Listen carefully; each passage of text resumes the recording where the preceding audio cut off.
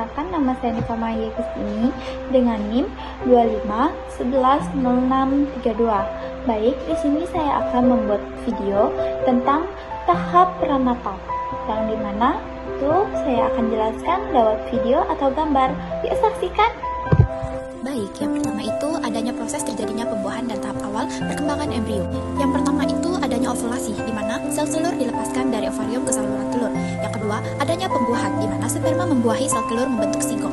Yang ketiga itu adanya hari pertama sampai ketiga. Zigot membelah menjadi 2 hingga 4 sel. Yang hari keempat terbentuk morula, sekitar 16 sel. Yang kelima, hari 5 sampai ke-7, morula menjadi blastocista dan bergerak ke rahim. Hari ke-8 sampai ke-9, blastocista menempel di dinding rahim. Implementasi awal kehamilan. Baik, selanjutnya apa itu yang dimaksud dengan persiapan sperma ovum dari zigot embryonik dalam rental janin?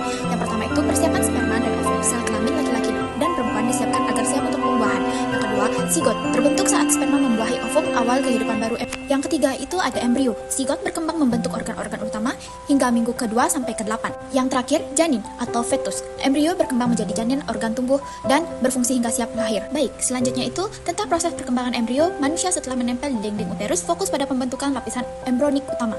Nah, di mana penjelasan di atas itu menunjukkan 3 tahap perkembangan embrio. Pada hari ke-7 itu ada di gambar yang A, dan hari ke-9 itu ada di gambar yang B, dan hari ke-16 itu ada di gambar yang C.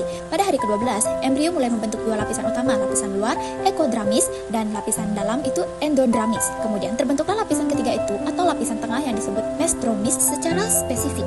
Melalui ketiga lapisan ini, ekodramis, mesodramis, endodramis beserta struktur pendukung lainnya seperti anonim, kaurin, kuning telur, ontotis, dan pembuluh darah ibu. Baik, selanjutnya itu adanya selaput pembungkus embrio. Yang pertama itu adanya uterus, di mana rahim, tempat janin tumbuh selama kehamilan. Yang kedua itu adanya pembuluh darah, di mana menyalurkan oksigen dan nutrisi dari ibu ke janin. Yang ketiga itu adanya plasta atau ari-ari, menyediakan makanan, oksigen, dan membuang sisa metabolisme janin. Yang keempat itu janin, bayi yang berkembang di dalam rahim.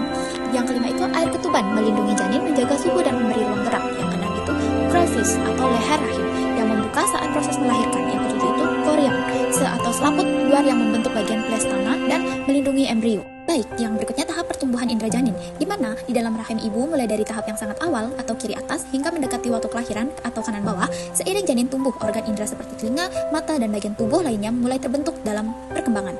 Perkembangan ini memungkinkan janin untuk mulai merasakan rangsangan dari dalam maupun luar rahim, seperti suara gerakan dan sentuhan yang semakin aktif saat kehamilan memasuki trimester kedua dan ketiga. Singkatnya, gambar ini melestarikan perjalanan menakjubkan bagaimana janin secara bertahap mengembangkan kemampuan untuk merasakan dunia di sekitarnya sebelum ia lahir. Penting, informasi ini untuk tujuan edukasi umum dan bukan secara saran medis. Konsultasikan dengan profesional kesehatan untuk pertanyaan atau kekhawatiran spesifik mengenai kehamilan atau perkembangan janin.